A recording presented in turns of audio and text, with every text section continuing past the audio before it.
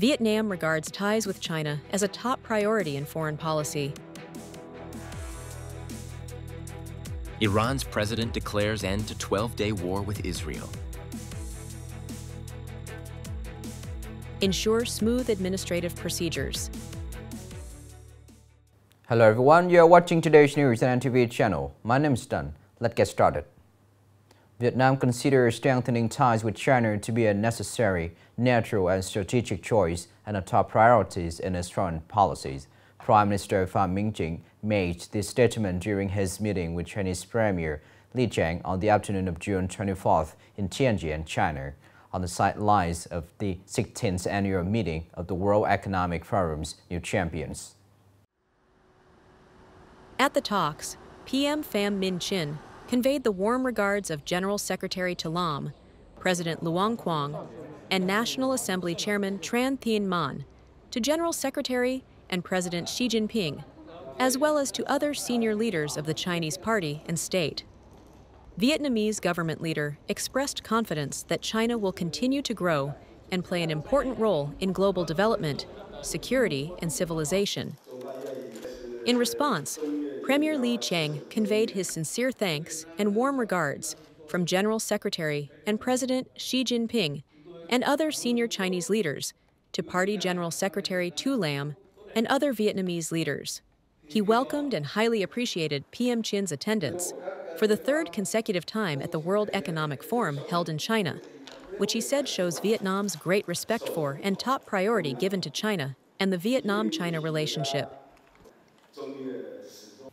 In a nationally televised measure through the state-run RNA news agencies, Iranian president announced the end of the 12-day war between Iran and Israel. President Masoud Pezeshkian said, "Today, after the heroic resistance of our great nation, whose determination makes history, we are witnessing the establishment of a truce and the ending of this 12-day war imposed by the adventurism and provocation of Israel." Mr. Pezeshkian emphasized that the Islamic Republic of Iran was forced into military conflict to defend itself, and I hope it will never be compelled to fight again. The Iranian leader also affirmed that Tehran does not seek to possess nuclear weapons, but will continue to protect its legitimate rights. Pezeshkian added that Iran is ready to resolve these issues at the negotiating table. In his first foreign policy speech to the German parliament, Chancellor Friedrich Merz declared that Germany is back on the world stage. He also warned that Russia poses a threat to both European and Atlantic security.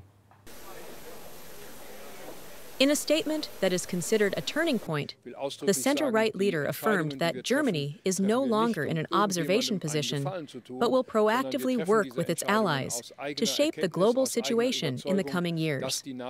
The speech was given just hours before Mr. Merz left for the Netherlands to attend the NATO summit, followed by the EU summit in Belgium. Notably, Prime Minister Merz stressed that the threat from Russia to European and Atlantic security is threatening. He pledged that Germany would be a fair part of NATO's collective efforts, including fully meeting the capacity targets agreed upon with its allies. Coming up next are some updated news. The Civil Aviation Authority of Vietnam has recently requested the Ministry of Construction to inform the International Civil Aviation Organization, ICAO, about Vietnam's participation in CORSIA from January 1st next year, in accordance with ICAO guidelines. This move follows the conclusion of Deputy Prime Minister Tran Hong Ha regarding the European Union's EU Sustainable Aviation Fuel Development Policy and reflects the country's commitment to mitigating the aviation industry's impact on climate change. CORSIA is a mechanism approved by the ICAO Assembly in 2016 in Canada, aiming to achieve carbon-neutral international aviation through market-based solutions.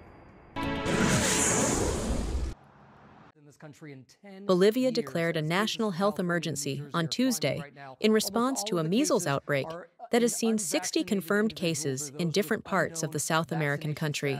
The measure seeks to contain the spread of the virus through a mass vaccination campaign and a coordinated plan with local and regional governments, and international organizations. According to RC, the measure will strengthen the state's response capacity, activate coordinated protocols, and guarantee access to vaccination, especially for children under 5 years of age.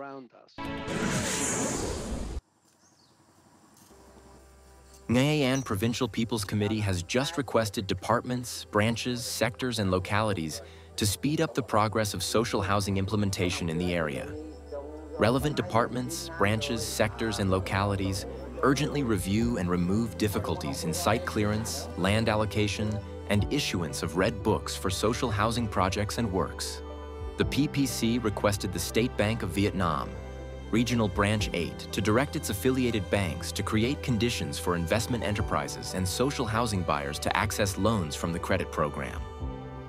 According to the report, from 2021 to May 2025, the province has 41 social housing projects with a total land area of 107 hectares, expected to meet about 36,000 apartments when completed.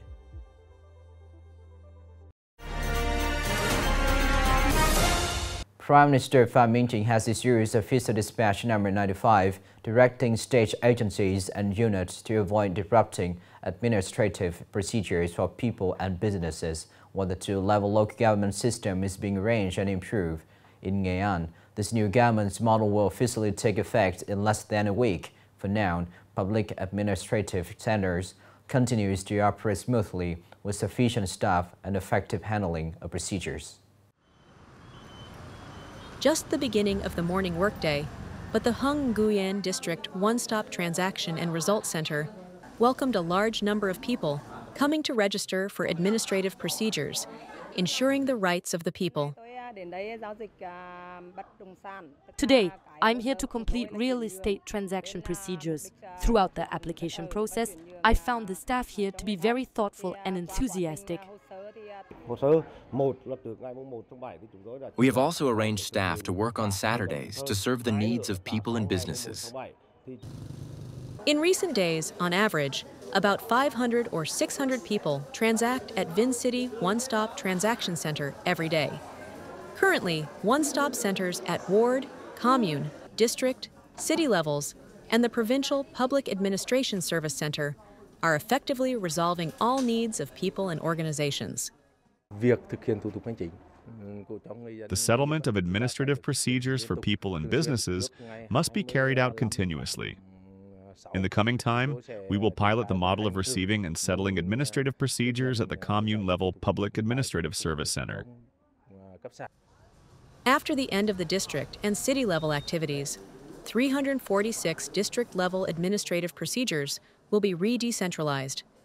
To ensure the settlement of administrative procedures for people, organizations, and businesses, the People's Committee of Nghệ An Province recently issued a document to thoroughly understand and not to interrupt this activity when arranging administrative units and implementing the two-level local government model.